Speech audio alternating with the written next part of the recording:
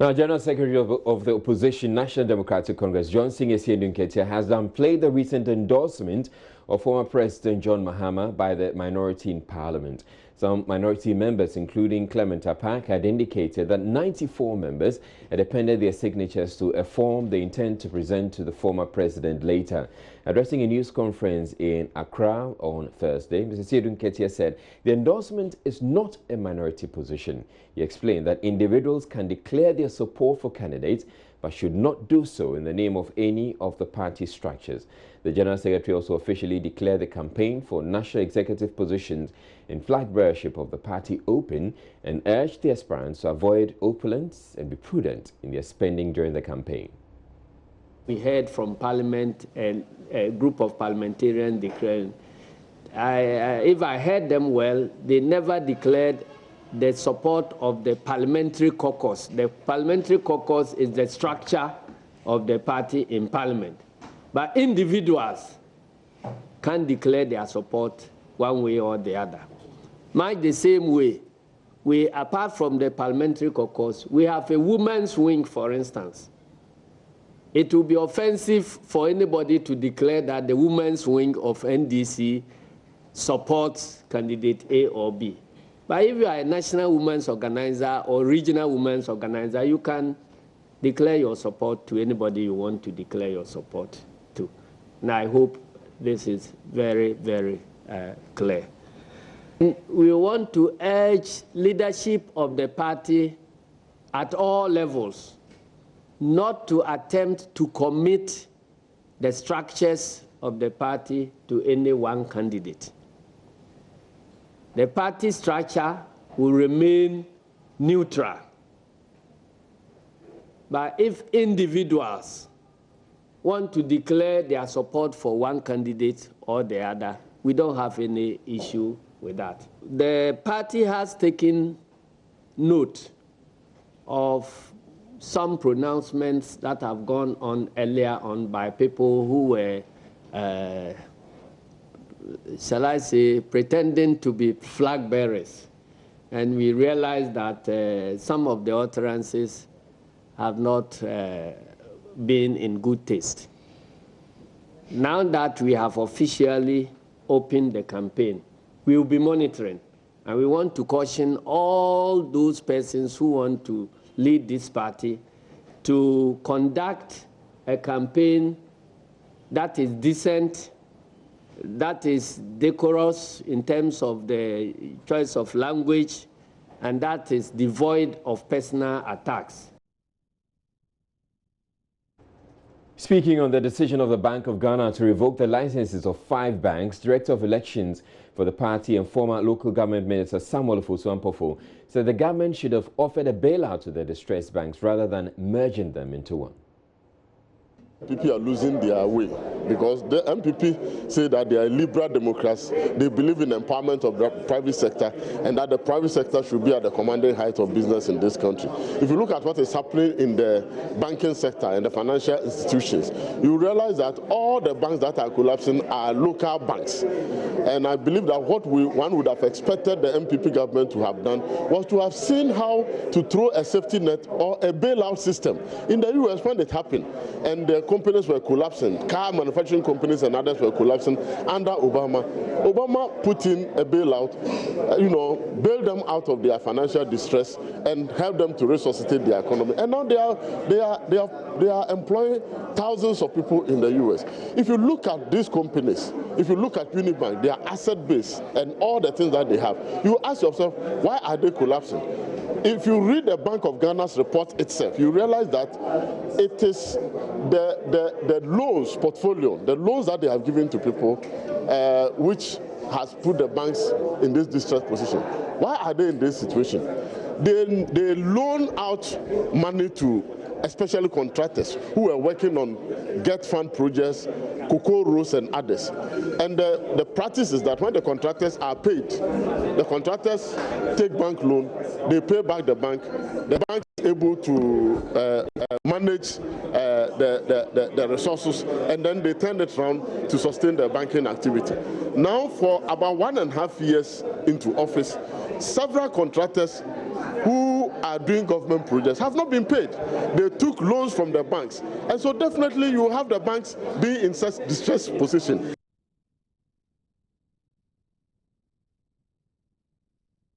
We'll be returning to the issue with the banks, but also in the news, newly sworn-in chairperson of the Electoral Commission, Jean Mensah, assumed office on Thursday after yesterday's ceremony at the presidency to outhaul her. President Akufo-Addo at the swearing-in outlined a number of tasks the chairperson will need to undertake in the next 2 years. Now, with all of that on their plates, the newly appointed head of the EC, Jean Mensah, and her team, including the new commissioners who were also sworn in on Wednesday, reported to work in earnest. My colleague Ernest Menu was at the head office of the EC and filed this report. We are here at the head office of the Electoral Commission at Rage, and just a while ago, a meeting of the commissioners ended. All 7 of them met. The newly appointed 4 commissioners and the old 3 met to acquaint themselves with the organization, with what has been happening, and essentially to abreast themselves of the happenings and workings of the Electoral Commission. It is, of course, the first day at work for the 4 who were sworn in yesterday by the President Akufo-Addo. Of course, Jean Mensah, who is now the chairperson of the Electoral Commission, was here. I saw her move a car just a while ago.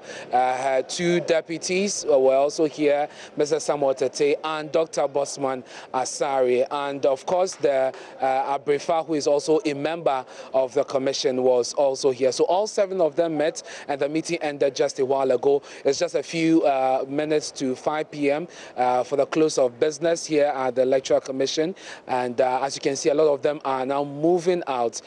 We tried to get a word from them, but they wouldn't speak to us. They are hoping that they will be able to settle down quickly, latest by Monday, so they can, as it were, hit the ground running, because you do know that they have a lot on their plates, and so they want to run things very quickly. Again, we spoke to some of them, and they told us that they have not yet handed over their institutions where they used to work before the appointment. And so this short period, hopefully by today, tomorrow, latest by Monday, they hope to be able to conclude and successfully hand over their respective organizations. And then they can settle in to begin work proper here at the commissions. But one of the things that they're also going to do is to immediately appoint a director of electoral services, because until yesterday, Mr. Samuel Tete was the director of electoral services, and now a deputy director, a deputy commissioner here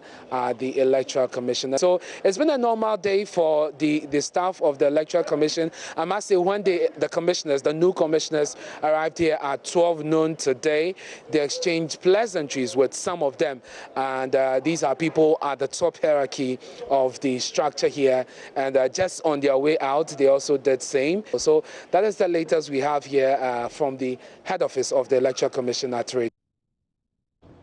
Now back to the banking issue. Branches of the 5 defunct banks that have been taken over by the newly established Consolidated Bank Ghana Limited opened to customers Thursday afternoon on the first full day of the new bank's operations. The withdrawal of the licenses of the 5 banks, Sovereign, Construction, Unibank, Beige and Royal Bank, and the establishment of the new bank was announced by the Bank of Ghana on Wednesday. Joy Business's Charles Aite visited some of the branches and filed this report. Checks at some branches of all 5 banks were characterized by normal business activities as the now consolidated bank opened under a new management. At the Accra branch of Unibank, a small crowd of the bank's customers converged on the bank's premise and waited to go in soon as the clock hit 1 p.m. Just exactly 1 p.m. The branch has opened. Business is currently ongoing there. Clients are currently working in and working out, transacting businesses in that regard. We have entered into the banking hall and everything is going on smoothly. But there are various questions. Of course, our checks in there do show that the automated systems in that regard are kind of being tweaked to suit the consolidated bank's situation. We shall be following closely, especially when most of these customers are telling us that there could be a cap in the amount of withdrawals they could make. Royal Bank, one of the affected banks, was also open to business. However, activities at the banking hall were laid back. For now, the new consolidated bank will be headquartered in the former head office of the defunct sovereign bank located at the airport city here in Accra. Government has made 450 million cedis available for the consolidated bank as starting capital and named Daniel Addo as its chief executive officer. Right, joining me here in the studio now is Eben Sabote. He's also been round to see some of the branches that have been taken over by the newly formed, newly established consolidated bank. Eben, what did you find out when you went? Okay, so I went to almost about 9 branches of these various banks. I started with Construction Bank, their head office at the Octagon. If you know the Octagon very, it houses so many banks, but this Sovereign Bank and Construction Bank are located there. So over there, business was as usual because we all know that with Construction Bank, they have only one branch, which is that very place. So business was as usual. Then I move on to the World Trade Center, where Unibank also have their head office. Right. You know, in the case of Construction Bank, we knew ahead of this, they had put out an announcement essentially that they were folding. Yes. And so their customers, I'm sure, had been informed. Yes. So actually, there was a notice on their entrance, and this time around, unlike the other banks where they will say the bank opens at 1 p.m. and just it ends there, this time around they indicated to them that the bank has been given to a receiver at the KPMG, so they should take note, and also the bank opens at 1 p.m. Then I move on to the Royal Bank at Shiashi, and the same situation, but over there I could see a little of activity over there because over there the workers of the bank have access to the place going about their normal business, just that the staff, the customers of the bank could not access the banking hall, but the workers are doing their normal business as usual. All right. And did you encounter any situation where the customers will probably, had converged ahead of the 1 p.m. opening and rushing in? No, this time around it wasn't so. Because as at yesterday, messages were sent to most of them that this situation was going to happen. Just few, about 2 or 3 guys that I met at Royal Bank, they declined speaking with me on record, but I engaged them off record, and they were like, they didn't know, they have no information about this situation. They came in to transact business and they couldn't do it. Myself, I attempted using the ATM, but I couldn't use it because the inscription was on it that is out of use. So I realized that yes, it's affected every part of the okay. So what do we know about the takeover? Do we know if the new managers have taken over, has assumed office? Yes, I can confidently say that as of now, the new managers have taken over, and it is now Consolidated Bank. We don't have Construction Bank again. We don't have Unibank. We don't have Beige. We don't have Royal Bank.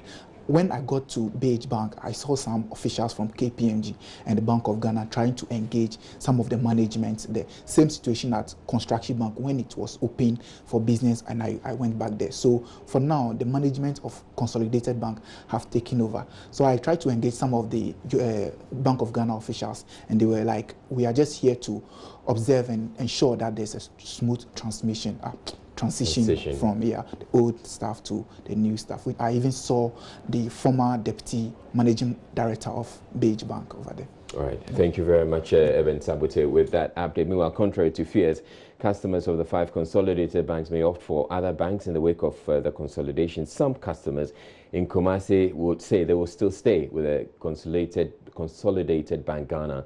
This follows thorough interactions between bank officials and customers of the 5 defunct banks after the consolidated bank opened for business after 1 p.m. From Kumasi, Prince Apia spoke with some customers earlier in the day. Here in Kumasi, only 3 of the 5 consolidated banks have branches here: Beige, the Royal Bank, and Unibank. For sovereign and construction banks, they have no branches here, so the impact was not felt. But for these 3 other banks, since morning, a lot of customers trooped to the banks to transact business, but we are unable to do that because all the banks were locked up. I don't know. Yeah, I didn't get any person to explain anything to me. No. If I didn't get any bank to sort me out, I have to wait until the 1 o'clock. To take some money, but when I came, it shut up, and I don't know. Well, in any case, it's positive to me because I'm owing somebody and I'm supposed to come and deposit the money. It is a balance here to the assembly when I don't have any problem. Only I couldn't have problem. So me, it's a plus to me. And they were all told that 1 p.m. the banks will be open for business. Some of the banks, just in front of them, you see the inscriptions boldly written on them that a new management has taken over the bank. Others also have the Bank of Ghana directive of the new directive all pasted in front of the banks. Here at Unibank, for instance, the officials came out to speak to the customers who had converged here to transact business and were unable to do that. So at 1 p.m. the bank was open and business has started, and the customers we spoke to attest to the fact that everything is normal in the bank, and most of them are willing to continue doing business with the banks. It's rather unfortunate actually that this news is popping out every now and then. So I hope it will go a long way. Are you contemplating switching your bank? I have a number of accounts. In reality, I don't think so. I only pray that it will be stable for me to continue, because when it comes to convenient, I see it as one of the convenient banks for me. Okay. Although money akasama, yahu se bibia ya okay so. If only they are willing to serve us, your home, yet how much will you be around on being, because we do be a home, your friends and programs. As far as I say, you see, can you safe in any problem? At first, when I heard the news, I was a bit scared, really. But later on, the manager came out around 12 to explain what is going on. It's just that they are just merging. There is nothing going to change over there. With bank accounts and everything are safe. We are safe. That's what they say. And you believe that, and you are assured with that? Sure, I am. Yeah, when I came here, they told me 1 o'clock they will be here. So I waited till 1 o'clock. 1 o'clock they opened the gate and I went in. They gave my money back. So I don't have problem. We hope that this belief will continue as the Bank of Ghana continue sanitizing the financial sector.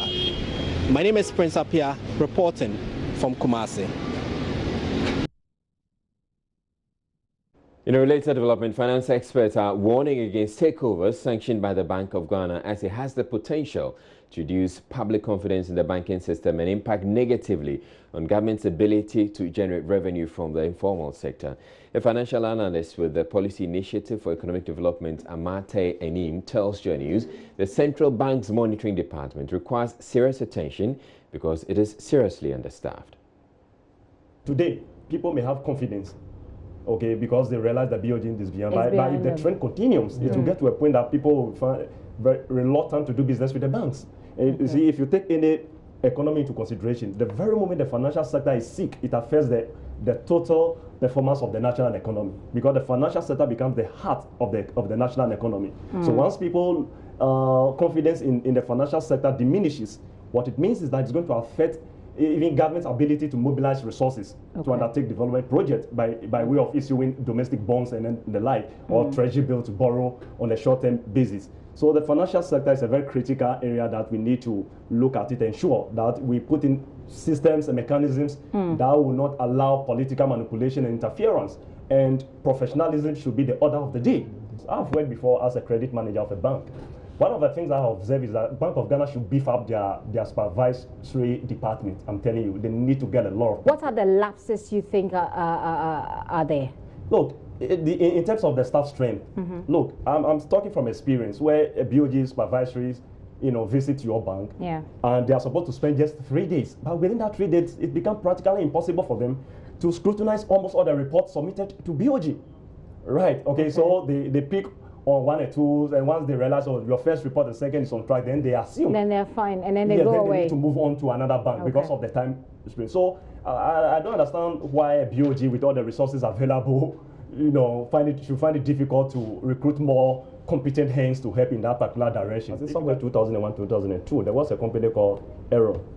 an oil marketing company in the United States, and there was a serious financial malfeasance where the auditors, after auditings, they manipulated figures a whole lot. Most of the executives were sanctioned per the loss of the land, and then they were prosecuted accordingly. So borrowing or learning from that experience, I am of the view that yes, we can equally do same, just to send a signal to people that if you have the opportunity to lead an institution as a director, as a manager, you don't do things on your own. You need to play the game according to the standard, according to the rules.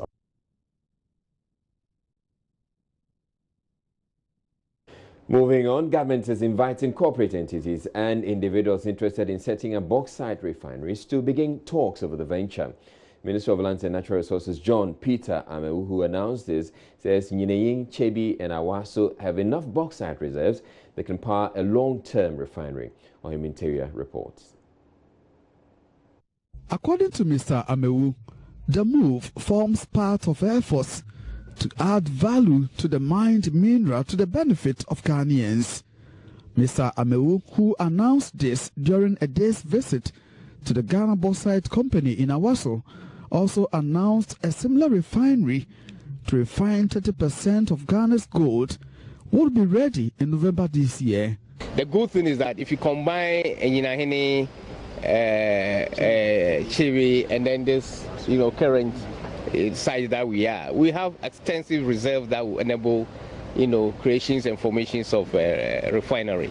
So I think we will call on companies that are interested to begin to talk to the government and see how we can establish a refinery that, of course, will benefit both the company and then the Ghanaians as a general, rather than taking it out of its current raw stage. So the way forward is going into refinery.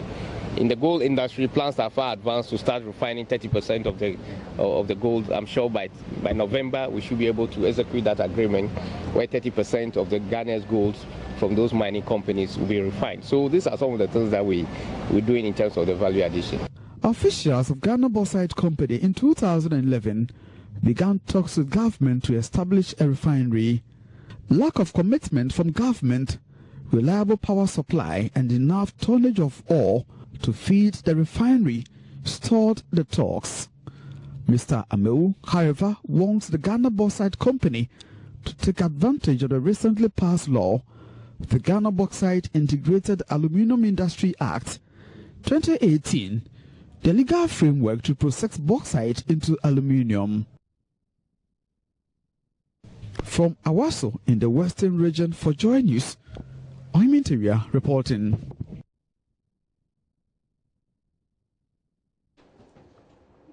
We're taking a break here on Joy News Prime to bring you business news, and still ahead in the business news, the central bank has indicated its willingness to cooperate with the appropriate agencies regarding the prosecution of culpable directors. The request is made to the regulator and management deems it fit. The central bank is not above the law. Business news comes up next. Stay tuned.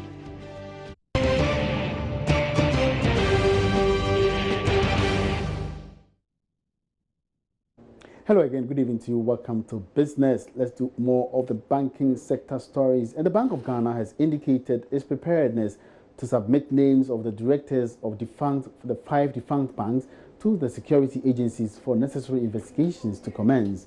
This was after the central bank's own investigations established that the 5 banks secured their licenses under false pretense. There's more in the following report. The head of banking supervision of the Bank of Ghana, Osei, tells Joy Business they have done the necessary investigations and it is up to the security agencies to act on their findings. As far as the regulator is concerned, the issues have been brought up and we have the evidence, the reports are there, and it is for the appropriate state agencies to take up the matter, and based on the report and the evidence we'll give to them. Would you submit to them officially? Yeah, if the request is made to the regulator and management deems it fit, the central bank is not above the law. Mr. Jesse has also been justifying the decision to revoke the licenses of these banks, rejecting arguments that it was a political move. It's not true, because these are banks that continue to knock at the door of the central bank for liquidity support.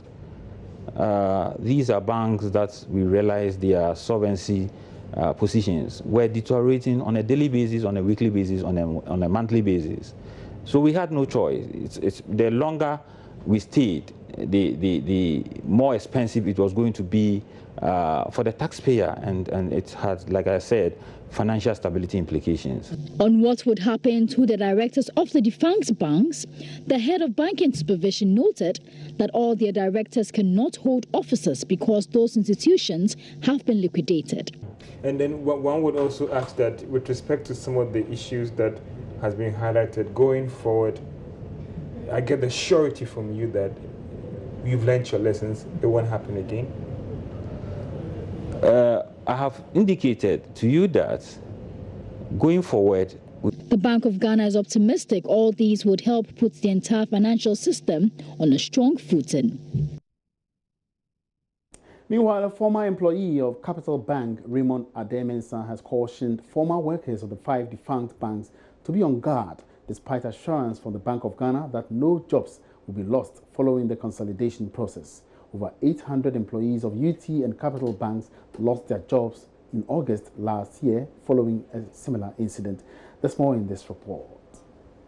Thousands of workers hang in the balance as 5 banks, Sovereign, Beige, Construction, Royal and Unibank, have been merged into one. Almost a year ago, some 800 workers of defunct UT and Capital Bank suffered a similar fate, leading to the loss of their jobs. Although the Bank of Ghana has assured there will be no job loss now, a former worker of Capital Bank, Raymond Ade Dankwa, has warned workers of the 5 banks to be prepared for any outcome.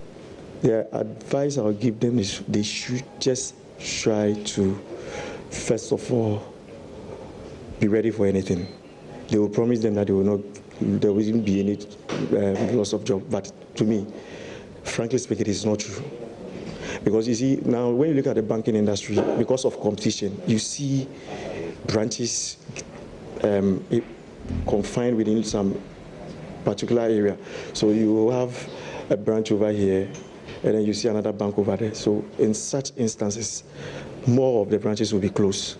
So therefore, once the branch is closed, you have no business being maintained. So probably, yes, if only they would do what we call the any skills assessments and then take certain things into consideration.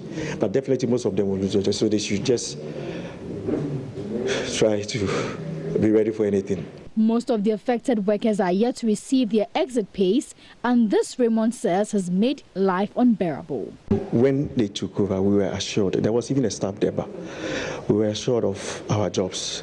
If for any reason, and they assured there will be, if for any reason, after 6 months, and then they will come out with, they would have done the skills assessment, and then we'll know where we'll be placed so that there wouldn't be any duplication of jobs. But just after a month of takeover, some colleagues of ours were sacked. I think they lay about 200 people off. That's UT and Capital Bank. And we are in August, I think 12 days more, and it'll be 1 year. It's been very, very, very hectic. Like I told you earlier on, we've lost 2 colleagues of ours as a result of this hardship. Still staying with banking, the desire to make more money is pushing many small financial institutions to attain the status of banks. That's the observation of CEO of Dalex Finance, Ken Thompson, as the central bank consolidated 5 banks, some of which appeared to be doing very well in the microfinance space. Mr. Thompson says the latest developments in the banking sector should teach small financial institutions to build their firms step by step and not to cut corners. It's got nothing to do with us. There are models. Companies have been successful. They've shown that if you want to be successful, this is what you want to do. This is what you must do. And that's exactly what we're going to do. That's exactly what we're going to do. And I'm hoping that this in itself will strengthen our business, because people will see that as a company, we're doing the right thing, because we need the support of individuals, of institutions to be able to grow. And so it's very critical for us. Do you think that public confidence in, for instance, smaller financial institutions or microfinance institutions will be affected because of what we've seen happening over the past few months, even with this incident? Do you think people confidently want to take their monies to microfinance institutions because we know that in the future they want to become banks, and then we are not really certain if they can achieve that goal anyway? I don't think the issue is about even the financial sector necessarily, because I've come across some Ghanaians investing in all sorts of schemes.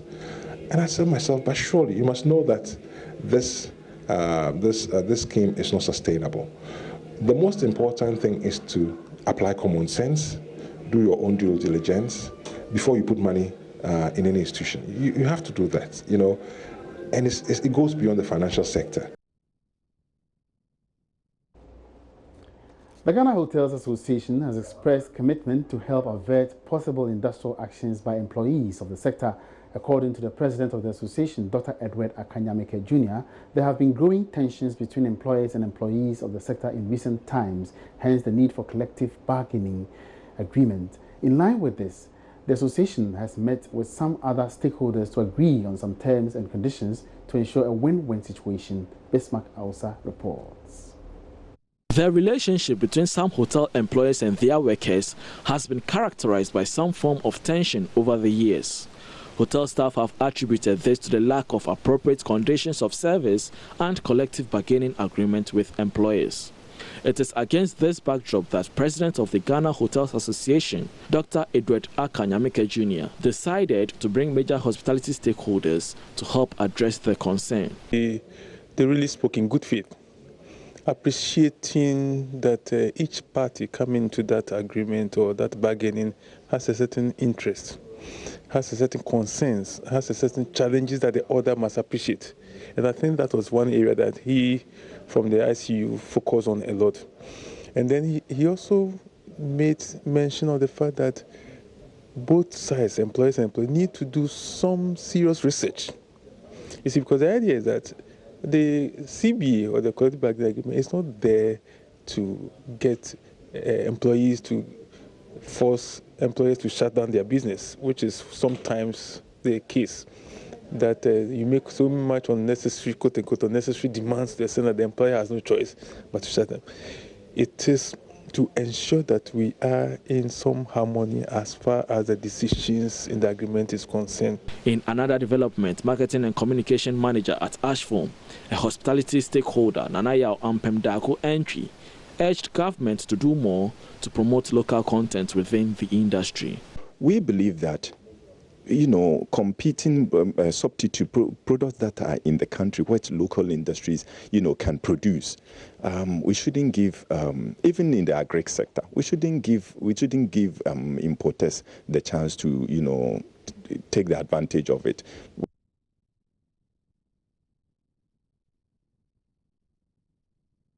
And that's all we have for you in business tonight. Many thanks for your company. My name is Emmanuel Abuaji. Have a good evening. The Commission on Human Rights and Administrative Justice, SHRAJ, has sought a court injunction to stop the Yendi Government Hospital from going ahead with recruitment of new staff to replace 91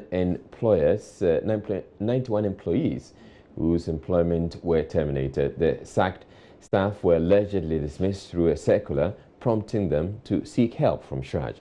Correspondent Martina Bugri reports. Northern Regional Director of SHRAJ, Stephen Azantilo, in an interview with Joy News, said the only way the commission could stop the hospital from going ahead with the recruitment exercise was to seek a court injunction.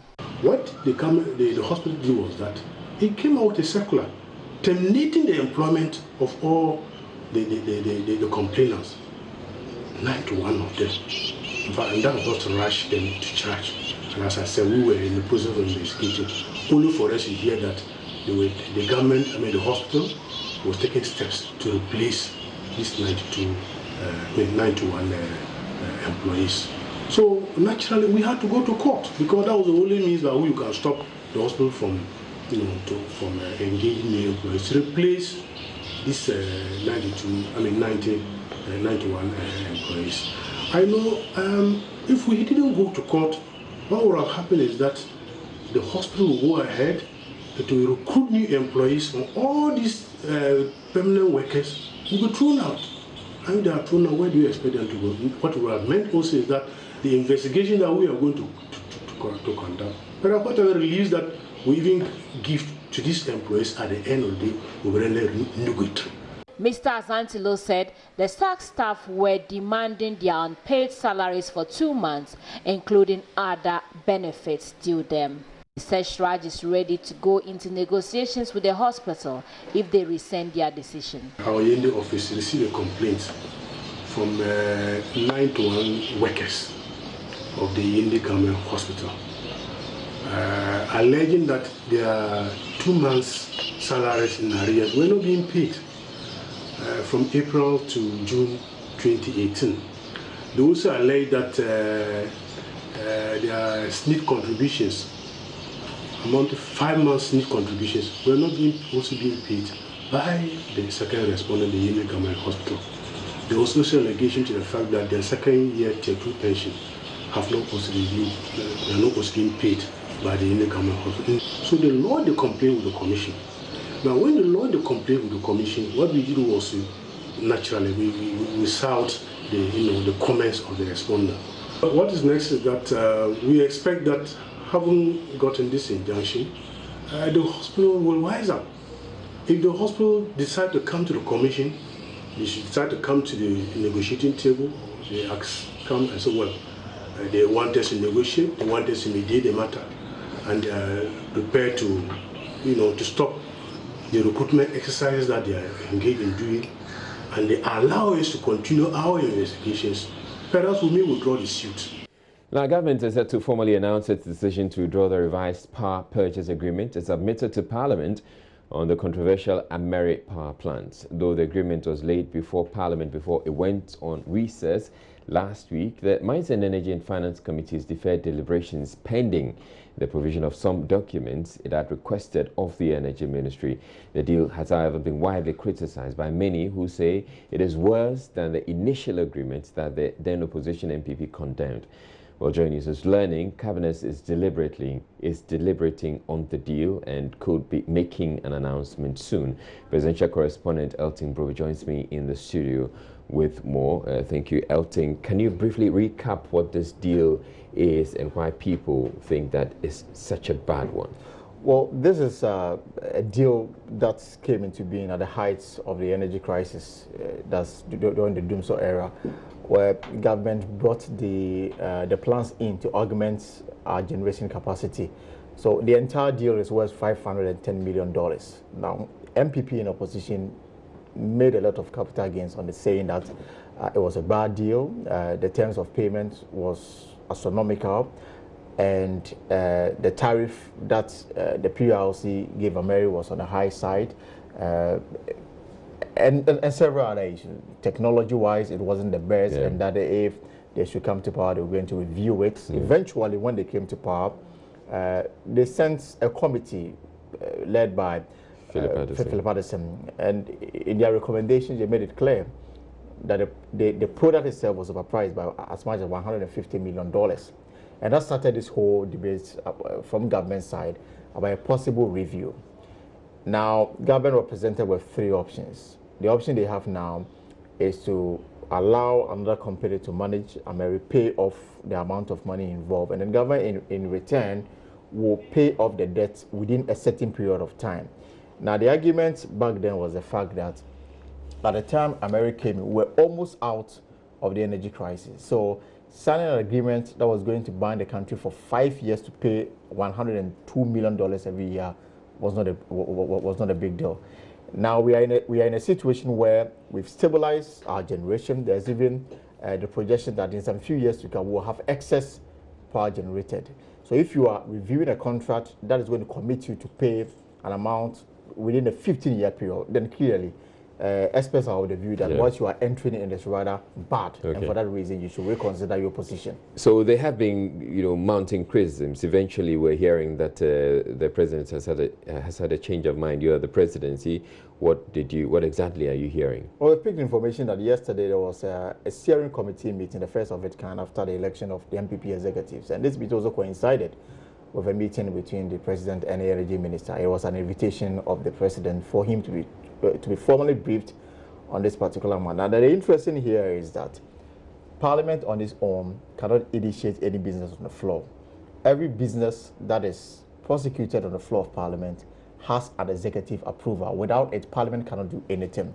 So any business before Parliament means that it's gone through the process, it has received all the approval from the presidency. That's how come Parliament is considering it. So it stands to reason that this particular matter, which we have been told that it may be withdrawn in Parliament, actually had the blessing of the executive, including the president. Now, the information is that because of concerns raised, there is a need for a second look at the agreement government is hoping to enter into with the new managers of the American plant. And for that reason, a directive has been given. We've not been told officially yet, but we've been told, sources tell us that the agreements seeking to amend the American deal may be withdrawn. All right. Parliament is on recess, so we can only do that when Parliament is back in October, or unless you get the Speaker of Parliament to recall members to come and sit in and deal with this particular matter.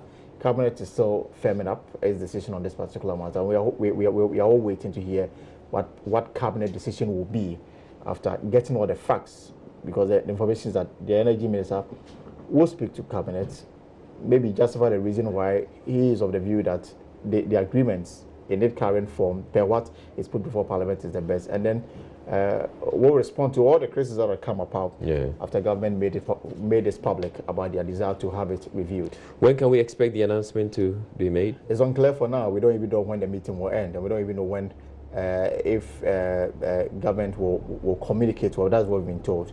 Because this is a thorny issue, that is what the whole nation talking about it.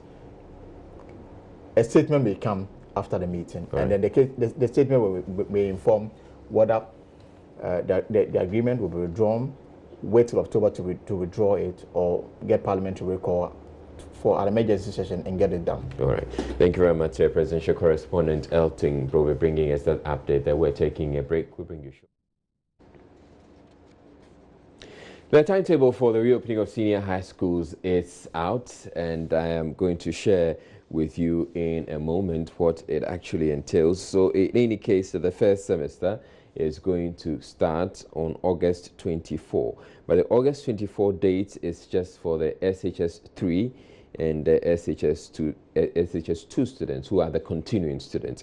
But the first batch of the students who will be affected by this double track system will be the SH1 students, and they are supposed to report to school on September 11. And as you can see there, it indicates that there will be 81 teaching days for the SHS and SHS 3 and SHS 2 students, who are the continuing students. And then for the freshers who are starting on September 11, there will be 41 teaching days, and then the vacation for the first batch, and then for another 41 teaching days. So it comes to 82 teaching days for the two. And then for the second batch of the double track, they will start on October 31. So essentially, they're going to take the September 11 to October 31 as their vacation. After that, they're going to go to school for 81 teaching days. So they go to school on October 31. And then on December 19, that's going to be the vacation for the continuing students. That will be the SHS 3 and SHS 2 students. They will be starting their vacation December 19. And that is going to continue until March 7. And that is when the second track of the double track, they will also be vacating. Now, I have been joined on phone right now by the president of the National Association of Graduate Teachers, Angel Kabonu, and to get his thoughts on the calendar which has just been released. Thank you for your time, Mr. Angel Kabonu. Now, the last time I I spoke with you, you had some reservations about the double track system. Have your issues been addressed since? Well, it is now clear that the issues that we raised have not been taken into consideration. The authorities that have decided to go ahead with what they plan to go ahead with. So, the position we are now. Right. Now, the last time I spoke with you again, you had indicated that you were going to meet to decide on how you were going to react, or what was going to be your official position. Have you adopted an official position, and what is it? Yes, that official position is what came out in the communique that we have issued, which was extensively discussed on your network. And which is you're still against this? No, in our communique, we again reiterated the point to government that we could avoid this double track system when certain things are done, and we suggested those issues in our communique to government, and also indicated to government the consequences of the extended timetable and the type of terms, a semester program that it was planning to run. So all those were contained in our communique, but it's now evidently clear that those were not issues that have been taken on board. Have you formally communicated your position to government, and what has been government's response? Yes, we have sent that communique to government. It was actually meant for government, represented by the Ministry of Education, Ghana Education Service, and all other major stakeholders that we can identify. So what's going to happen now that the academic calendar has officially been made public? And I'm sure you have been, the calendar has been, you've been made aware of this calendar. Well, I'm seeing the calendar on your screen for the first time. What do you intend to do about it? Would you still cooperate with governments in the implementation of this double track? Well, we are professional teachers. And now from the calendar that I'm seeing on your screen, it's an indication that schools will reopen on the 24th of August. Is that correct? Yes. So if schools reopen on the 24th of August, teachers will be present on the 24th of August. And then whatever program that they have in place, teachers will follow the program, and then we see how it pans out. That sounds like you're going to cooperate with government, and that's refreshing. That sounds like we will be there and do our professional job. All right. Thank you very much, Angel Carbon, who's the president of the National Association of Graduate Teachers, and he was sharing his thoughts there on the academic calendar, which has been released by government, and he's indicating that this is the first time he's actually seeing it. Well, we're happy to have kept you informed and updated about this calendar. Moving on, the potato factory that has been established under the one district, one factory policy of government is scheduled to be completed by the end of the year. Managers of the factory in the Gumwa West District of the Central Region say the factory, when completed, would reduce the importation of flour and sugar, and also supply senior high schools across the country potato bread and potato. Richard Kujonyako has more. We are in the Gumwa West District of the Central Region, and this is one of the farms earmarked for the one district, one factory, and the name of the farm is Casa de Europa. They are the actual contractors responsible for the construction of the factory. They are waiting for the arrival of the machines and the equipment that have been shipped already, and they are anticipating that by the end of this year, the factory would be ready for commissioning. We've started this project about exactly 2 months ago.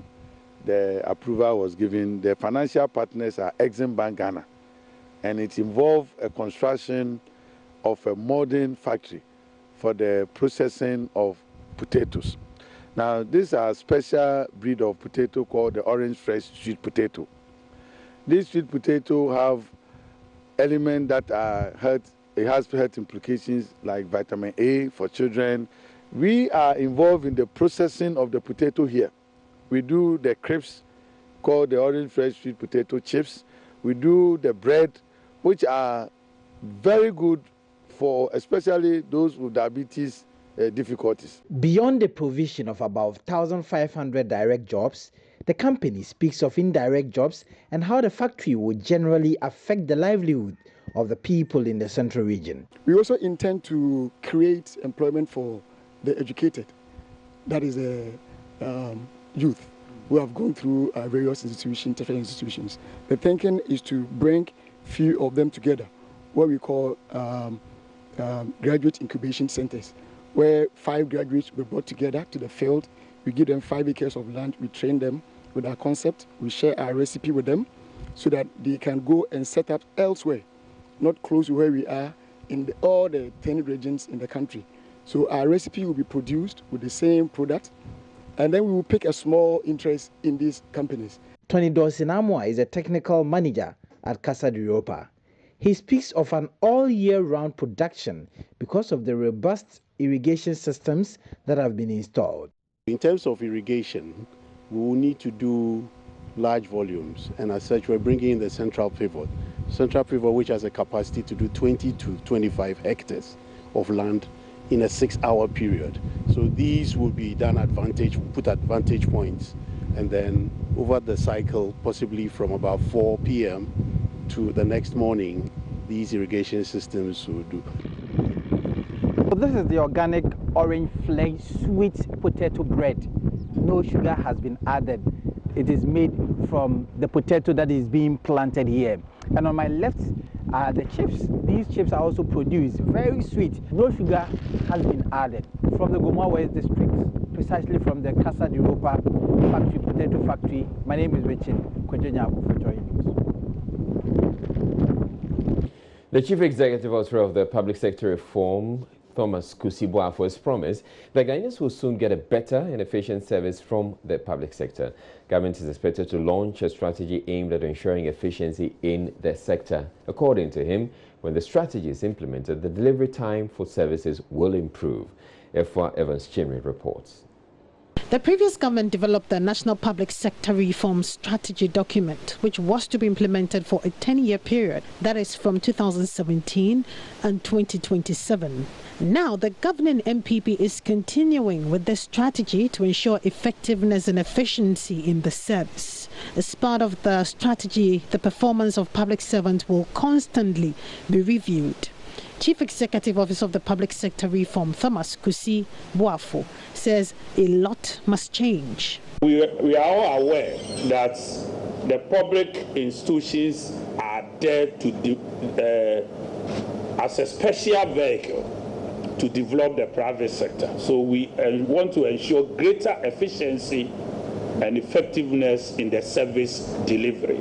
I am aware that there are certain services that are delivered by the public institutions that the media, you have complained a lot and you are aware. I don't have to sing a sermon to tell you the frustrations people go through in the collection of their pension, passport delivery, the way the turnaround times of doing businesses, numerous frustrations that you all go through, including the issue of bring brown envelope, go back and come and speak proper English, otherwise I will not do something for you. We want to get rid of this. A proper client service will be devised, for which complaint centers will be set out. And when the service is not delivered properly, the clients can call and immediately it will be addressed. You go to the passport office, the same frustration. Long queues for passports.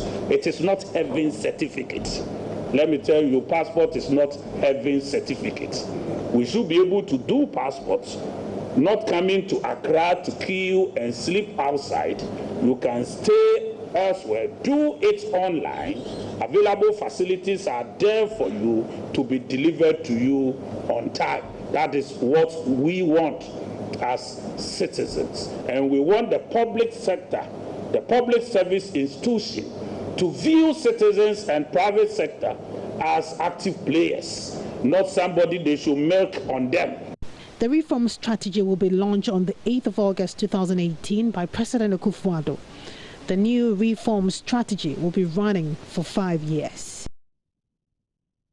Leadership of the Ghana Union of Traders Association, GUTA, is blaming government's abrupt suspension of a planned clampdown on foreign retailers as a cause of a reported pocket of attacks on some foreigners. It follows claims by some Nigerian spare parts dealers in the Ashanti region that their Ghanaian counterparts had planned attacks or instigated attacks on them. The spare parts dealers had to seek refuge at the Swami police station, claiming their lives were in danger after unknown persons assaulted some of its members. Trade President of GUTA, Dr. Joseph Obeng, told Gifty Andrapia on the polls earlier that he has had to plead with members of the association in the Central Business District of Accra to avoid a similar situation as happened in Kumasi. But this is a signal that if this thing is not well managed, can create problems in future. This morning, the minister himself has called me that he has pressures from the Nigerian embassy and all that. I said that it's not our doing. This thing is coming from the people, the trading community themselves. And this time, because what happened for the suspension of the deadline was not managed well. Okay. Yeah, because you know that people's expectation was so high that now the thing that they've been fighting for all this year have been given the green light and all that.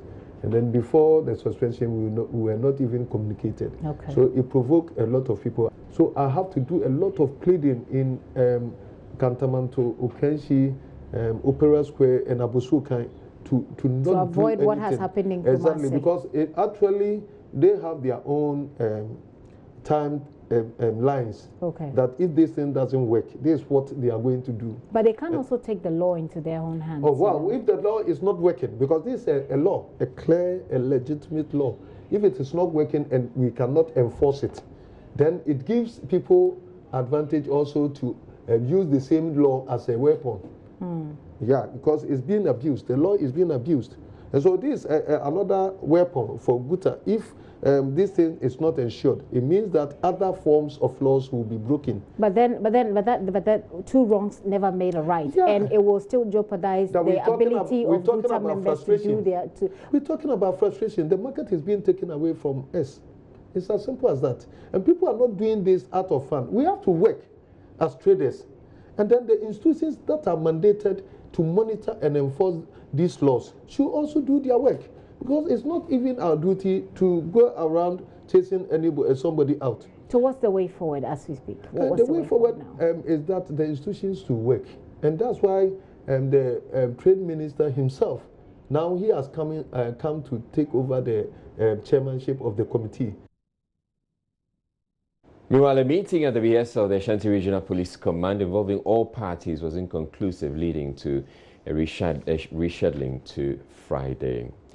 The Volta Fishermen Association has lashed out at the Ministry of Fisheries and Aquaculture over what they say is the failure of the ministry to stop engineers from cutting trees on the Volta Lake. The fishermen, numbering over 20 at a news conference on Thursday, said the situation is affecting their work as the actions of the engineers working on the lake has reduced fish stocks in the lake, affecting their livelihood.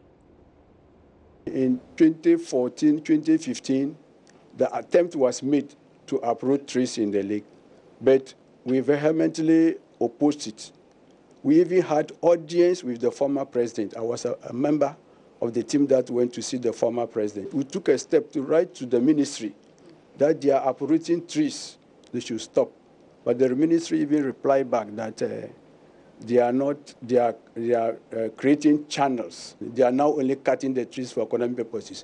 And we know that at Sedong, in Asojaman district, they are cutting the trees. When they cut all the trees, they send it there. They have an oven. They dry the trees in the oven, and then they ship outside. Government even doesn't know anything about all this. It is a shelter for the fishes. And once these trees are removed, there will be no shelter for them. and we will use some few days to catch everything. And the whole place will become bare like the sea. Now, the sea has been indiscriminately fished, and we are bringing close season. Although the fishermen are not happy with close season, but what can they do? So if we don't stop this, the close season that will come to the lake will be worse than that of the coast. So we should stop it now. Some of the fishermen also share their frustrations with Joy News. So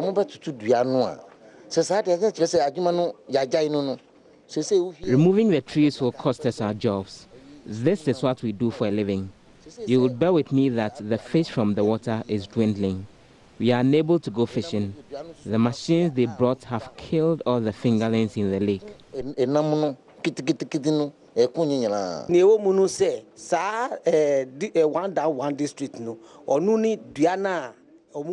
They said the engineers are removing the trees due to government's One Village, One Dam project. They have also imposed curfew. Anyone who flouts it is severely beaten. They are destroying our things.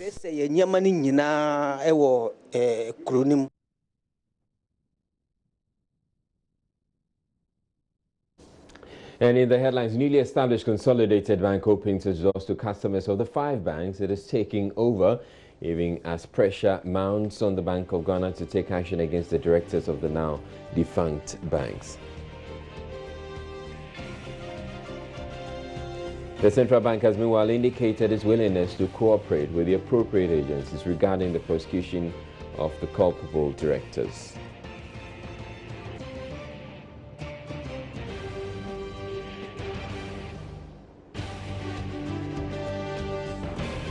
Newly sworn-in chairperson of the Electoral Commission meets with her staff and colleagues on her first day at work.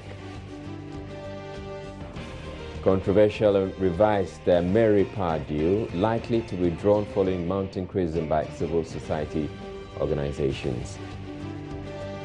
And General Secretary of the Opposition National Democratic Congress downplays recent endorsement of former President John Mahama as the party's flag bearer for the 2020 elections by minority MPs.